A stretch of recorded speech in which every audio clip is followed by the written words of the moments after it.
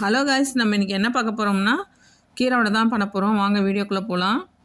1 tumbler கடலப்பருப்பு, 1 tumbler உளுத்தம்பருப்பு எடுத்து ஊற வச்சுருக்கேன். 2 மணி நேரம் ஊறிச்சுன்னா போதும். இப்போ அரைக்கிற நல்லா சுத்தம் பண்ணி க்ளீன் பண்ணிட்டு நல்லா அலசி எடுத்து வச்சுருக்கேன். அதை பொடிசாக கட் பண்ணிக்கலாம். இப்போ பாருங்கள், பருப்பு நல்லா கழுவி எடுத்துருக்கேன். மிக்ஸி ஜாரில் போட்டு அரைச்சி எடுத்துகிட்டு வந்துடலாம். அது பாருங்கள், இந்த மாதிரி குறைன்னு அரைச்சி எடுத்துக்கலாம். கீரையை நல்லா அலசி பொடிசாக கட் பண்ணி வச்சுருக்கேன். போட்டுக்கலாம். ஒரு கைப்பிடி கீரை, கொஞ்சம் கொத்தமல்லி பொடிசாக நறுக்கி போட்டுக்கலாம்.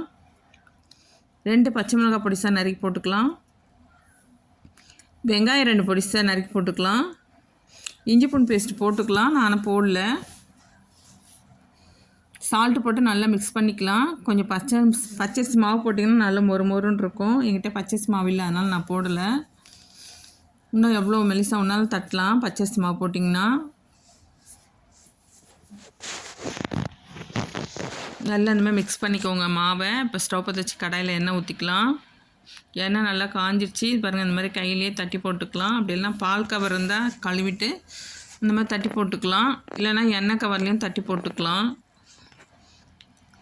பாருங்கள் எவ்வளோ அழகாக வந்திருக்கு மெலிசா.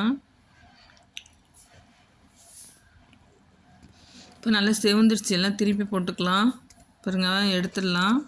இப்போ இருக்க மீதி உள்ள மாவையும் போட்டு எடுத்துக்கலாம்.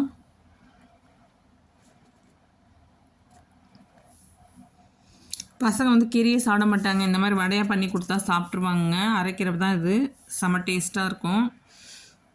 ஏற்கனவே முருங்கைக்கீரையில் ஒன்று போட்டேன். இப்போ நான் அரைக்கீரையில் ஒரு வடை போட்டிருக்கேன். நீங்களும் ட்ரை பண்ணி பாருங்கள். பிடிச்சிருந்தால் லைக் பண்ணுங்கள், சப்ஸ்கிரைப் பண்ணுங்கள், கமெண்ட் பண்ணுங்கள், ஷேர் பண்ணுங்கள். Thank you friends.